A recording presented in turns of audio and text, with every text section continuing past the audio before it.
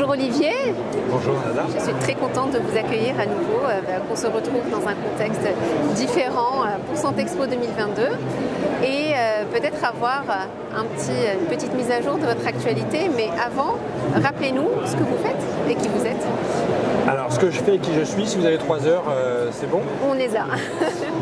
Tout simplement, j'ai le plaisir d'animer une équipe d'une trentaine de personnes qui s'occupent de stratégie de développement durable, de RSE et de santé environnementale dans le secteur de la santé. C'est-à-dire qu'on accompagne des hôpitaux, des cliniques, des EHPAD, des labos, des GHT, des ARS sur ces stratégies-là en mettant en œuvre des logiques de mesure, d'audit, de scoring, des plans d'action pour arriver à faire monter en compétence ces équipes et surtout obtenir des résultats qui soient mesurables et duplicables. Voilà ce qu'on fait au quotidien. Super. Et quelle est votre actualité en ce moment, les sujets prioritaires sur lesquels vous travaillez et peut-être aussi en quoi la crise du Covid-19 a changé votre façon de travailler ou votre façon de voir les choses? Alors les priorités, il y en a de nombreuses parce qu'on a perdu beaucoup de temps depuis la loi Gonel 1 de 2009, donc il y en a beaucoup des priorités. Si j'essaie de les classer, pour moi il y en a 3. Il y a le sujet de la décarbonation du système de santé, mais qui ne suffit pas. Il y a le sujet de la dépollution, je vais y revenir, et le sujet de la réduction de la déforestation importée qui crée les zoonoses, les épidémies et les pandémies. Ça, ce sont 3 priorités qui se déclinent après en sous-chapitres. Si on parle de décarbonation, le premier sujet, c'est la réduction des consommations d'énergie, mais c'est également la réduction des consommations d'énergie indirecte, c'est-à-dire d'adapter une politique d'achat responsable qui intègre des critères de choix permettant d'avoir des matières premières qui viennent du moins loin possible, permettant d'utiliser des produits, si possible, fabriqués en France ou en Europe. Donc ça, c'est l'aspect réduction de l'impact carbone des achats. Il y a aussi la mobilité, des personnels, des marchandises, des déchets, très gros impact, près de 25% des émissions de gaz à effet de serre du secteur. Et puis ce qu'on appelle l'économie circulaire, c'est-à-dire la revalorisation, le traitement des déchets. Il existe 65 déchets dans le secteur de la santé, et non pas que 5 ou 6 comme on le croit.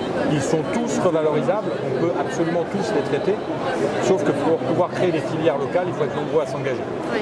Donc ça, sur le sujet de la décarbonation, ce sont les priorités. Sur le sujet de la dépollution, pour moi, c'est la prévention des risques émergents, avec la réduction de tout ce qui est perturbateurs endocriniens, exposition aux nanoparticules, aux champs électromagnétiques et aux risques chimiques dans le sens générique du terme. Donc là aussi, très gros chantier dans l'utilisation de produits d'entretien, dans les matériaux de rénovation et de construction et dans la politique d'achat en général.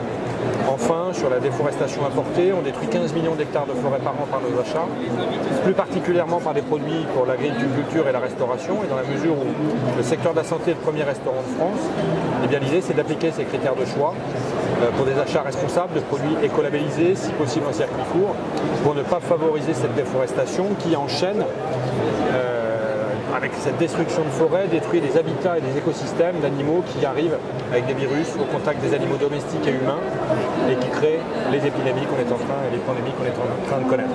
Voilà pour moi quelles sont les 3 priorités du secteur, là, maintenant, tout de suite. Oui. Et en termes de perspectives et de projets à venir sur les peut-être 3-5 prochaines années? Perspectives et projets, monter en compétence sur tous ces sujets-là, ça c'est le point numéro 1. Le deuxième, assurer des formations initiales et continues des acteurs parce que ni l'une ni l'autre existent.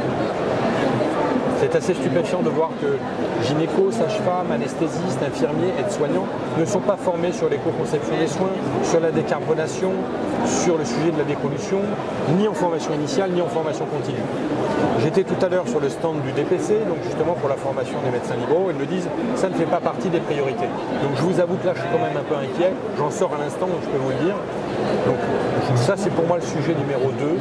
Et je mettrai en 3e priorité le sujet de l'eau, qui à mon avis va être le sujet qui va nous occuper dans les 3 années qui viennent.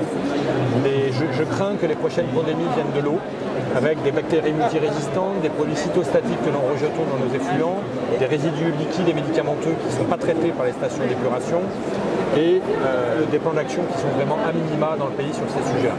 Donc devant nous, des grands chantiers relatifs à ces 3 priorités, décarbonation, dépollution et déforestation importée, 2, formation des acteurs, 3, réduction des consommations d'eau et des résidus liquides et médicamenteux. Si on applique ça dans la décennie qui vient, je pense qu'on aura la chance de se dire en 2030 qu'on a réussi à agir pour la santé des générations actuelles et à venir.